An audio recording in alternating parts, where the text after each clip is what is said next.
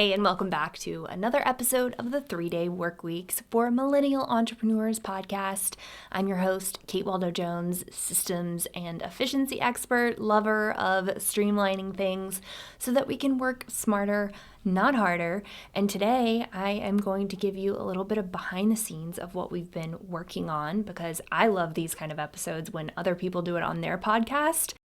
Interviews and topic stuff is great, but I love hearing the dirt, the behind the scenes, what you're working on stuff. So that's what we're going to get into today. And if you are curious about anything that we are talking about, check out the show notes for all of the links. You can go to katewaldoco.com. That's where you'll find pretty much everything. And you can connect with me there or on Instagram at Kate Waldo Co. So what are we working on? What's going on in the business?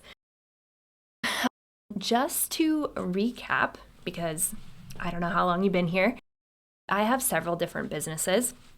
My very first business is Orchid Organizing, which is my professional organizing business. We started in Savannah, Georgia, and now we have 5 locations across the U.S.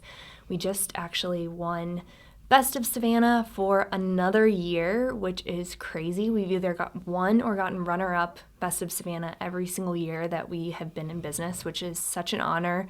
And I'm so grateful to my teams because that wouldn't happen if not for them. That's really cool and very exciting. So that is my first business. And then because of that business, I started Kate Waldo Co. because I felt like other professional organizers, other entrepreneurs needed to know how to be able to make more money by working less and actually be present in life. And I'll come back to that point in a second. And then I have a personal blog and lifestyle brand, which is called Simplified Luxe Life. I have a podcast for that too. We are paused on that for the moment. And then I have a Airbnb business, short-term rental business. We are on a lot of different platforms, including Airbnb. And that property is called Luxe on Lakeview. That is really cool. I love that one. It's probably my favorite right now of all the businesses. And then I also am partnered with my partner on a CPR, AED, and first aid, as well as lifeguard certification and training business. So that's really cool to see all the systems that I've used be able to translate into a field that I really don't know a whole lot about. I'm learning as we go. John is very well versed in this subject. He was a beach lifeguard and has been in this field for pretty much his whole life. So he is really fantastic at it. And it's really cool to be able to see putting these systems into another service-based business that is something that I have zero experience in. That's part of what I love to do with my one-on-one clients as well, is be able to put these systems into businesses that I personally haven't necessarily had experience with, but it works really beautifully. We just tailor things a little bit differently for the needs of the business, and it works out well. So got a lot of businesses, got my hands in a lot of things.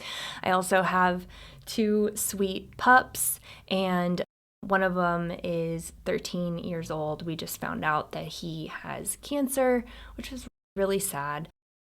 He right now is comfortable and happy, so we are doing our best to keep him that way for as long as possible. And yeah, that one's a little tough. I won't get into much more of that, but I watched this video recently on TikTok. I won't lie, I'm not going to say I read an article. It's talking about this billionaire in Dubai who he's saying that the goal is to work 18 hours a week, and that you want to work 3 days a week because it gives you the free time and the headspace to be creative, to say yes to experiences, to have the flexibility to go and do things, whether for fun, whether to further your business, etc. it makes a huge difference. So that's something that we are working on right now, is to continue to hone processes in order to stay in that 3-day work week window. It's always a refining process, especially if you are a professional organizer. I know a lot of you are. You know that you don't just clean your closet once and then it's like always clean forever. It's always a refining process.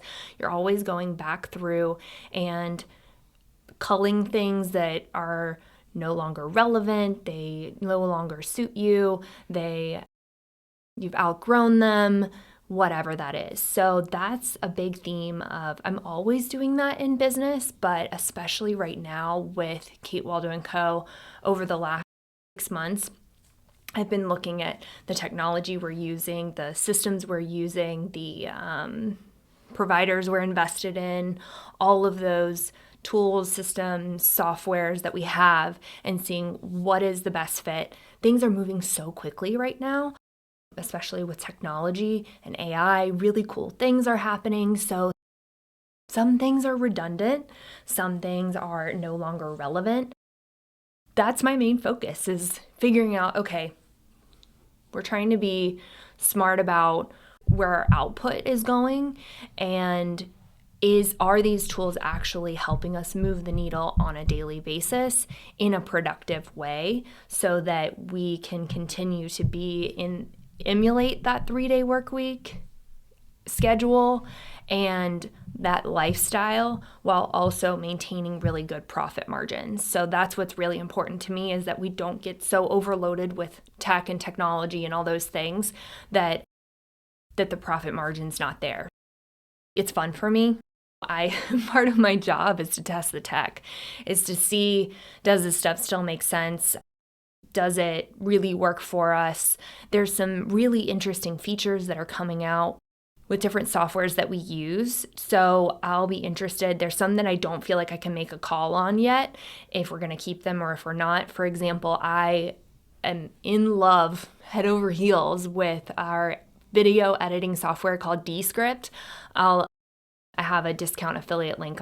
I'll link that in the show notes, but it has been such a game changer, because you just drop your video in, transcribes everything really well. Their transcription's getting better and better every day. It can also separate the tracks if you have 2 people talking. And then you can highlight the transcript and edit or delete, and it edits or deletes the actual video. You can also copy and paste to move things around. It's so cool. But Kajabi, which is where I host my website and my online courses, some of my other offerings are hosted in Kajabi. They just came out with I don't think I'm supposed to say the name. I'm not going to say the name. I just realized I'm not really supposed to talk about it because I'm in a beta program for it, but they came out with a testing software to do similar things that Descript does, which could be really cool because it's the whole process. We also host the podcast on Kajabi. It could be really cool to be able to put your video in one place, edit, and upload a lot more seamlessly instead of going from one place to another. If you're a podcaster or you do a lot of video content, it's a whole workflow. So that's something that I'm looking into. It's still, because that program's in beta, it's still not where it needs to be yet, but looking into those kind of things, continuing to refine processes and cut out things that don't necessarily make sense.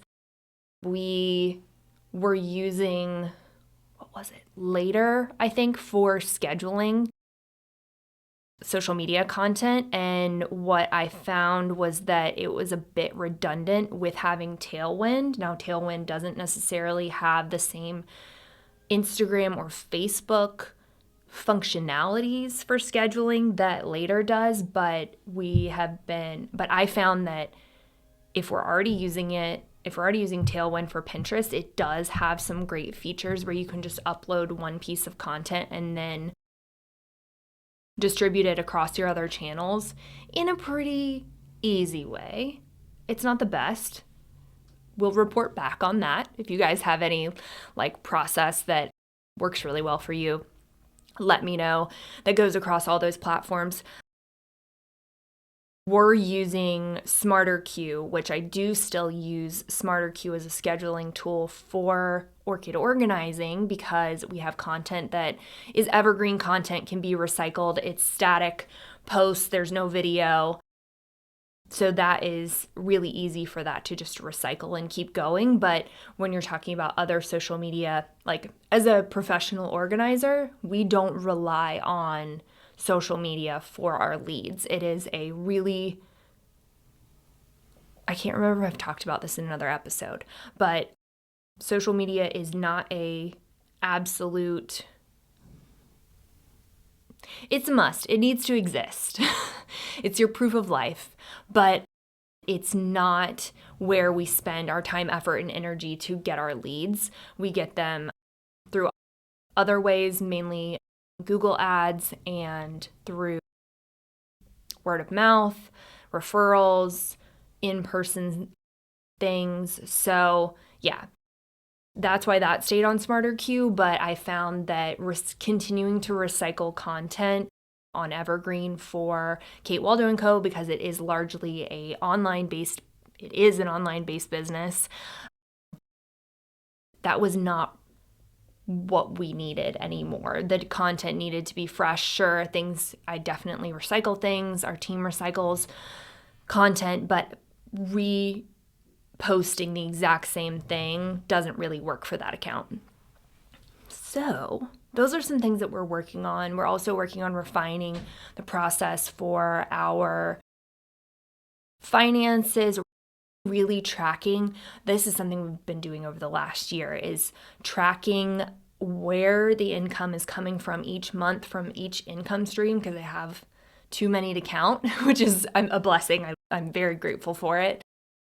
But tracking where that comes from. And then something that I added recently was, I do all this in Airtable, and I might be adding this to our Smarter Not Harder program, which is on a wait list right now. But I recently added a column in there for basically what my percentage take home is from, it's not after expenses profit margin, it's for the income of whichever income stream it is. For example, affiliate marketing, and then how much of that do I take home? So affiliate marketing, I take home 100% of my cut of the affiliate payout. With our courses, it just varies, because if someone buys directly from me, then I get 100% of that. If someone buys through one of our Kate Waldo Co affiliates, then I get a percentage of that and they get a percentage of that sale. So that has been really interesting to track that and see. Those numbers have been very interesting. I'm watching to see what story they tell and where time, effort, and energy is best spent. Because when you start to itemize all the income streams and then you think about how much time you spend on them and then how much of that profit do you actually take home, it can really adjust how you spend your time, effort, energy, all of those things, which is something that we go a lot into in the Smarter Not Harder program.